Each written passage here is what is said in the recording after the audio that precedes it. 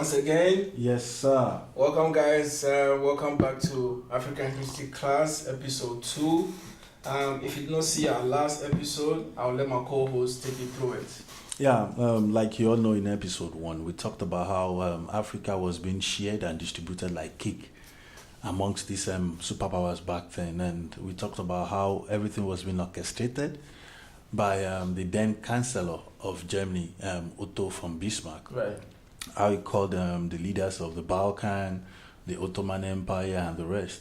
I mean, the whole story, for you to understand what we're really talking about today, go watch episode 1, then you'll be able to understand what we're trying to talk about. And then in our first episode, we talked about lots of empires that were being conquered back then, empires that existed before, they shared us like that cake. Right. So, and one of those empires happens to be an empire that my co-host happens to come from. Yes, the Ashanti Empire, the world famous Ashanti Empire. So if you haven't seen the episode 1, as you talked about, it's on YouTube. Just go on YouTube, check Yemi's house, and then watch it. So you get to know where we are, and then you can follow the program. Okay. Right.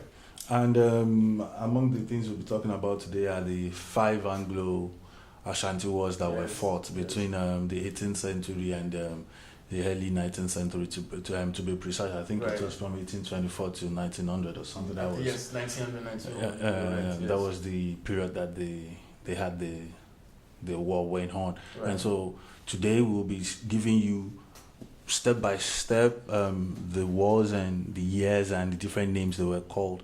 So I will hand you over to my co-host now because he's from there, so to run you through the program. Don't hand everything over to me. Stay with me. I'm with you. Stay with me. So Ashanti man is in our local language. That's Ashanti Empire. Ashanti man. Ashanti is just that's the actual pronunciation. But when the white people came, they could not pronounce the word Ashanti, so they added the H. That's why normally people say Ashanti, but it's Ashanti. So Ashanti man just literally means Ashanti Empire in my local language, which is tree. Okay. Now this famous, probably the most documented African empire in history, the Ashanti Empire, existed between 1701 to 1957. Now 1957 is when Ghana gained our independence from the British. So literally means the Ashanti ruled from 1701 to 1957. But when the British took over from them, they changed the name from Ashanti to Gold Coast until we gained independence through Osadefo Dr. Kwame Nkrumah, and they changed the name back to Ghana, which we have to dive into Kwame Nkrumah's his history. It's very, very important. Along the line. So, very soon we will do that. The line. So Ashanti Empire was actually formed by the king called King Osei-Tutu, who ruled Ashanti Empire from 1695 to 1717, with the help of a very, very famous priest called Okonfo-Anokye. Very famous one. I'm sure most of you guys have heard his name. A very famous priest. So before the Ashantis gained independence, they were ruled by an ethnic group, very powerful force. Before them, they were called the Dangerous. The Dintra Empire, so they used to rule the Ashantis before the Ashanti gained independence. But Osei-Tutu, who was the king of Ashantis. Now let me break it down. The name Ashanti itself, I'll tell you guys what it means. Ashanti means Osa and Inti. This is in my local language tree. Now Osa means war, and Inti means because of. So the actual name means because of war. A very violent name. Yeah. Now this is because Ashanti Empire was formed just to get away from the Dangerous. Now the Dangerous, I'll tell you guys a very funny story. Now this very famous priest who helped Osei-Tutu gain independence from the Dangerous actually used to be with the Dangerous. This is why they were so powerful. But along the line, he found out his uncle was Osei-Tutu, and then he switched sides. Blood is thicker than water. And joined the Ashantis, the Ashantis and Osei-Tutu. And together, they fought the Dangerous and gained independence. Now, when they found the Ashanti Kingdom, one of the smarter things they wanted to do to make sure they kept the power for themselves was to appoint sub-chiefs among these little ethnic account group that was under them. Yeah. So one of their strategies was we appoint a chief. It's like present day you come into power and you make sure that everybody that is in different states or towns is appointed by you. Yeah. So that means you have total control from the head office. From where you are. Exactly. So that's one of their strategies. And the second strategy was for them to accept Osei Tutu as a paramount chief, for everybody else to accept him. Okonfa-Nokye did something magical. I don't know if you guys heard about the Golden Stool, and it's part of Ghana history. I know a lot of people heard it. He charmed the Golden Stool at an event. It came from heaven. It came from the sky. From heaven. From heaven. I can't confirm this. Yeah. Ashantis believe it came from heaven. That's why I'm saying it came from heaven, because that's, you see, in African history, we try to say things the way it's been said. They said it came from heaven. Heaven. The mistakes we came from heaven. So it came from heaven, landed on his feet, and he gave it to Osei Tutu to sit on it. Now the Ashantis believe this Golden Stool is the spirit of the Ashanti people, and to date, is one of the most protected sacred seats of the Ashanti. Because it's like the stool is like a symbol of unity and kind of treaty between Osei Tutu and Okonfa-Nokye. So that's why it's so significant and so important in the history of the Ashanti Empire. Right. And for Osei Tutu to show gratitude to Okonfa-Nokye, he actually gave him a portion of a land, which is modern day called Nzima, and Okonfa-Nokye did something else to make sure that whether he was alive or dead, Ashanti people will not attack this part of the land that they gave it to, which happens to be the Nzima people. Yeah. So if you go to Kumasi today, right, he drove a sword into the land to be like a form of a treaty between the Ashantis and the Nzima people for peace, so that this Ashanti will never attack them, because now Ashanti was the strongest, and then they can intermarry. So it's a kind of like, it's like making them a family through this. And guess what? Until modern days, they've tried with every technology in the world. The sword is still stuck in the ground. That's just to see how powerful it is. That's the power of tradition. That's the power of tradition. So, after the Ashanti, they were strong for a long time, but you can never stay on top forever. You can't. You can't. And our greatest colonial masters, the British, they always have a way of getting to us. They were so powerful that the way they even in Africa they took so many countries, so many empires, and they were the ones that amalgamated so many empires and made countries out of them. Right. And these are people that they just knew the right key to open the door to us in Africa. They just knew the right turns to take. They just kind of understood our forefathers. So it was like so easy for them to just play them like marionette. Right. The Europeans actually heard of Ashanti Kingdom due to the gold. If anybody know about Ghana, the Ashanti Kingdom, the Ashanti region, which is known in modern day, is where all of our gold is. Our gold fields is a land full of gold. So when they start in the beginning, they traded with the Portuguese and the Sahelian empires, and through that they became so wealthy, and the British and other European companies and other European countries heard of Ashanti through their wealth. So initially, when the white people came, they came with the idea of trading guns and ammunition for gold. But I think it goes to a point they realize now, okay, I think it's time that we take over these people so that it doesn't have to we go in there to buy all the time, but we can actually own this land. But this was because they have already dominated the coastal areas of Ghana. So it was easy for them to use the people they've already enslaved their mind, which the people didn't know they were enslaved already, to attack their own people. Right. So this is what caused the beginning of the Anglo wars and back and forth. That it took them about 70 years to be able to take over the Ashanti Kingdom, which we are going to dive into when we return from this break.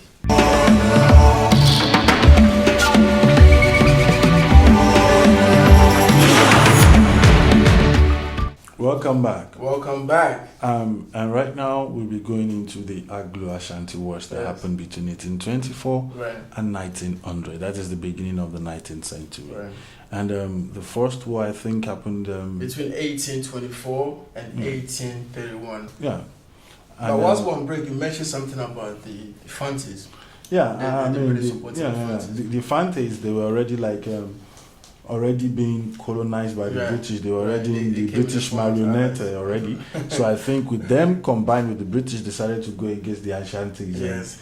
You know, by 1820, the British decided to support the Fanti against the Ashantis. Yeah. From inland, economic and social friction played part in most of these outbreaks, which means the British initial plan was economic and social benefits from these wars, but they decided to use the Fantis, as a decoy to get to the Ashantis. Mm-hmm. So this war actually happened when the Ashantis kidnapped and killed members of the Royal British Corps. When this happened, then the British governor then was Sir Charles McCarthy.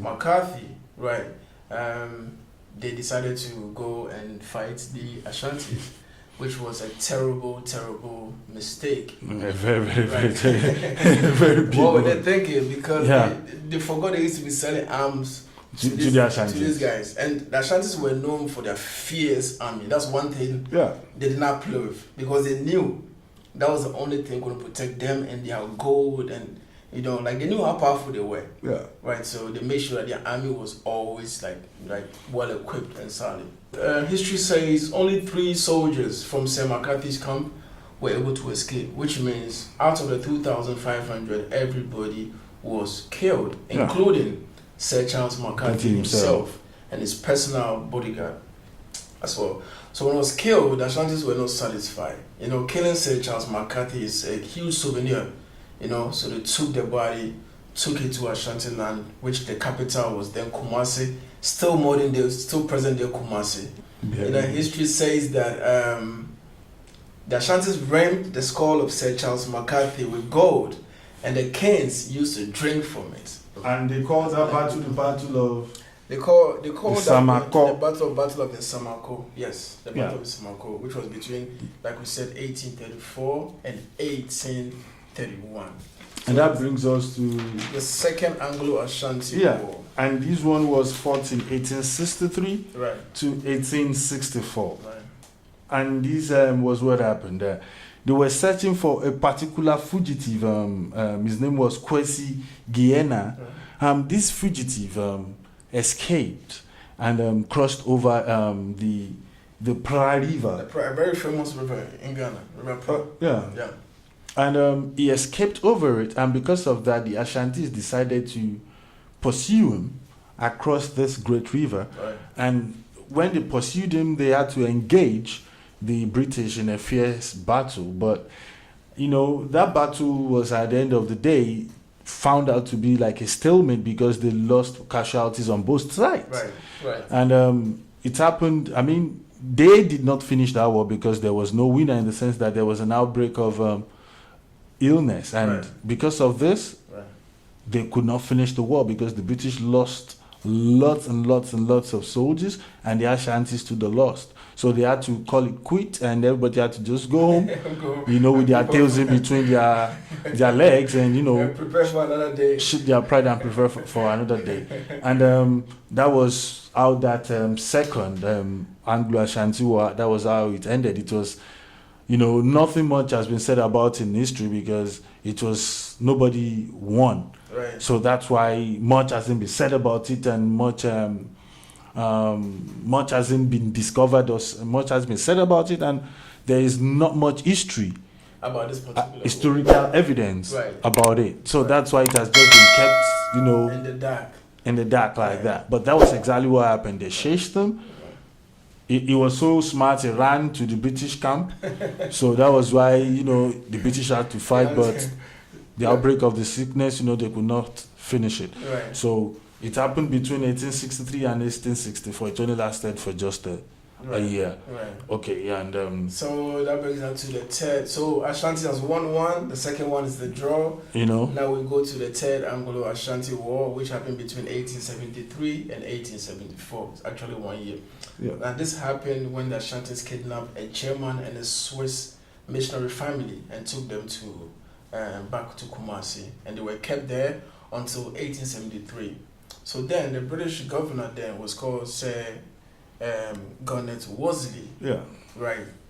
Was sent to go face the Ashantis with also 3,500 British troops and several thousand of West Indians as well, and then some other soldiers, including the Fantis. Now, to cut the story short, the Ashantis lost this war. They were pushed all the way to Kumasi. The British won this war, and this was when they were ruled by a king called King Kari. And this was the war where the Ashantis were forced to sign a treaty to pay the British government 50,000 ounces of gold for the casualties against the British. So that's how the Third Anglo-Ashanti War ended, with the Ashantis being in debt and being defeated. But they still hadn't taken over the Ashanti Kingdom then. So that takes us to the Fourth Anglo-Ashanti War. I'll let my colleague take you through that. And the treaty they signed back then in 1874 was called the Treaty of Fomena. The Fomena, very important. And the Fomena. Inside, speaking tree, that's if you understand. And the inside the treaty, there are conditions, lots of conditions. Yeah. And one of the conditions was written that the Ashantis, because they have so much gold, right, and since that's one of the objective of the British, to take their gold. Major objective, I would say. So they did now give them, one of the conditions inside was, you have to pay us 50,000 ounces of gold. It's a lot of money, man. Don't bother calculating it. Okay? It's too much. Too much. Too many numbers. So I wanted to do the calculation, but I said, okay, don't let me do it. So now, might take us a while. 50,000 ounces of gold was among the conditions inside this Treaty of Fomena that has to be fulfilled by the Ashanti, because they entered Kumasi during this war. The British, we're talking about Garnet Wolseley. They burnt down the whole of Kumasi. Yeah.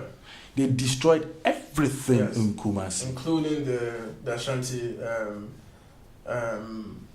the king's castle. Everything was destroyed. Everything. Which is called the Menchia Palace. If you know, it's called this was what happened between 1873 and 1874. That was when the Ashanti Empire fell for the first time to the British. Yes. And the fourth one, which happens to happen between 1894 and 1896, was, I would not say, it was just the way of the white folks trying to play on the black man's intelligence. Because they wanted to take full control of Ashanti Empire. And the only way they knew they could do it was just look for an excuse. And that was why, one of these, our British generals too back then, just arose and said, okay, you know what? You are owing us 50,000 ounces of gold, which you've not paid from 1874. And because you've not paid that, we are going to war with you. And that was how they just came, bombarded them, and destroyed the whole town again. And they were ruled then by the world famous Nana Prempeh the First. The British, one of their initial ways to cause a fight, to start a war, was to try and gain Ashanti citizenship, which Prempeh wasn't having it. He wasn't going to surrender his sovereignty to because anybody. The British were scared that the French and the Germans would take over. So before they could take over completely, they struck an idea that, okay, let us attack these people and say, okay, they are owing us this 50,000 ounces of gold, and because they are yet to pay back, then we go to war with them, so that by the time you realize it, we'll have taken over. And the British and then the French and the Germans will not be able to come. And don't forget, the British, they had one tactic back then, that whenever they attack any African empire and they destroy any African empire, and they sign a treaty, they always make sure that inside that treaty there's always a clause saying that you always have to pay us for the bullet or for the arms or for the ammunition we use against you. Till date. For example, my country, Nigeria, we're still paying royalty to the British up to now. And they said that treaty is for the next 100 years. Imagine you walk into somebody's land and you want to be a citizen of their land. Does it make sense? It doesn't. But Prempeh didn't even want to. Prempeh knew there was going to be casualty because they had just lost against them not long ago. Yeah. So he actually sent a delegation to London to meet the Queen, and then they make different proposals. About first of all they were going to bow down to the crown, and then they were going to offer a lot of things. But they already had this military intervention mentality that we're just going to use this as a decoy to take over finally. Because even in our next episode, something similar to that happened. The Sultan already sent emissaries. He already went. He already sought for parley. Right. But the British, they refused, not because this is the shortest. Yeah. Don't tell them about it. Don't tell them about it. That's going to be our next episode. You understand? So you stay tuned. So we have lots of things in the cooler for you. So like we were saying, the fourth one was like they just made up an excuse, a reason to attack. Yes. Yeah. So and ended up they took Prempeh to Seychelles Island, and Prempeh, most of his kings. And back then they were always deposing them, and most times they're always sending them on exile to Seychelles. Yes, Seychelles Island. Yeah, I don't know why. We need to dig into Seychelles Island to see what was it about. What everybody was being taken there. Yeah, everybody. Yeah, was being taken there. So when we get back from our short break, we will go into the final war that happened and the fifth one. Right. Stay tuned.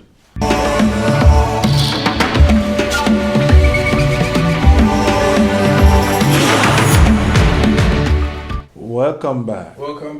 And like we were saying, we've brought you a tip of the first war, the second one, the third, the fourth. Now we're talking about the fifth. The fifth and the last war. And this happens to be my favorite part of all the wars. Don't get me wrong, but I love this fifth war because it was being spearheaded by a woman. A woman, yes. The world famous Queen of Ejiso, Yaa Asantewaa. And I know a lot of people have heard about her. This is a very strong woman who played a huge role in the Ashanti Anglo. And I think that happened in 1900, right? 1900s, yes. 25th March of 1900. And what really caused the war was because a white man, can you please tell us his name again? Sir Francis, I think, what was his name again? Sir Frederick Mitchell Hodgson insisted that he deserved to sit on the Golden Stool. And like we told you, our viewers, the importance of this Golden Stool. It's a sacred stool, even up till now. It's still till date. Yeah. So you can can you just imagine a white man coming and saying, "Give me this stool, I want to sit down." Something that his predecessors did not even think of. What was he thinking? Because they invaded our land with impunity, and they thought they could just do everything with impunity. Right. So that was what gave him the audacity to say, "Okay, give me that stool, I want to sit down." It is just, can someone say, "I want to sit down on the throne of the Queen of England"? No. So why did you always come to our country and disrespect our culture? It's so sad. Well, this time Prempeh was already in exile, so apparently there was no king. There was no king. Instead of just walk on the land and do what they want, forgetting that we have women, very strong women. And one of them is my favorite, my colleague said this is his favorite character in this whole thing, so I'll let him finish that. So Yaa Asantewaa is her name, very famous woman, the Queen of Ejiso. And she went to war with, can you just imagine, with 2,000 soldiers or thereabout. And for a woman to go to war and lose 2,000 soldiers, and the British lost 1,000, and she was captured. So you could just imagine that despite their sophisticated ammunitions, they were still able to kill as many as 1,000 soldiers of the British army. And this was when the British already had taken control. Yeah. So can you just imagine if that woman at the knowledge, the military expertise Right. of the British, do you know what she would have done? Damage. Damage. So you know, we Africans, we are powerful. Right. You know, but what is sad about it is we don't recognize that ability in us. It's because I think that brings us down to our history. It's important to know who you are. As if you don't know who you are, you don't know where you are going. You're a lost person. You know. So I think people generally don't know their roots.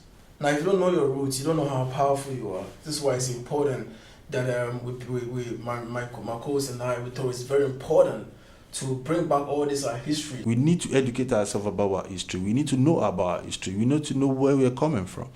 But that has to do with curriculum, because you know, back home in our schools, you literally have to major in history to go back and learn all these things. So I think what needs to be changed is part of our curriculum, so that you know all this history becomes. You know, you don't have to. It doesn't have to be your major. Do you think it's a problem with our education, or do you think it has to be with the parental upbringing too? Because I believe our parents really has a lot to do in that. Because but if your parents were not educated, you know, you're a product of your parents were not educated, then it's not going to. They're not even going to think or teach them because they don't know. But if parents are not educated, but does that mean they should forget? History. Passing history down to the upcoming generation? I don't think that has anything to do with it. Of course, that shouldn't be the case. Like in my own case, I try to let parents know. I mean, try and let your child, your offspring, know his or her history. It's always important. It's very important. So that the child would not. I mean, you know, it gets to the point. I mean, in a child's life, that there's this confusion will come, not really knowing where to stay, where to choose, how to balance, how to, you know. Right, because they don't know themselves. Really. You know, in the society, how to really adapt to the society. It gets to that point in time where they are really, really confused. I'm not a psychologist, but at least I can, because I'm a parent, so I can really say that. Right. So it's really important that right from, you know, from the childhood, we try to inculcate in this historic parts into them. Right. And to our subscribers. Right. Thank you. We're not finished. So this is in January 1902, just before we ended, the British finally took over the Ashanti Empire, and then it was changed from Ashanti Empire to Gold Coast. But Yasantua is still one of the most celebrated queens and previous women in Ghana history. Yeah, up to date. Kumasi, her statues are everywhere. So if you haven't visited Ghana before, let me take this advertisement. Come by Ghana, come check out some history. And then, you know, because we still have a little piece of the history just hanging everywhere in Kumasi to date. But the Ashanti region boasts of a lot of things. Gold, silver to date. Still to date. Yeah. They are one of the most wealthy regions in Ghana, you know. So come by in Ghana sometime and check out some history. Okay. All right. So, to our subscribers, thank you once again, because like I always say, without you, Yemi's house ain't existent. Right. And if you have any comments, please, pass it down there. Right. If you have anything you need to chip in, please go ahead. Emails. Subscribe and watch. Send emails, comments. Everything is welcome. Criticisms. Everything is welcome. Just like you know, Yemi's house is for the emancipation of the black race. Yes. Anything that has to do with the emancipation of the black race, Yemi's house is the right place to come to. So, till next time on African History. Good evening. We are saying this from Yemi's house. Peace.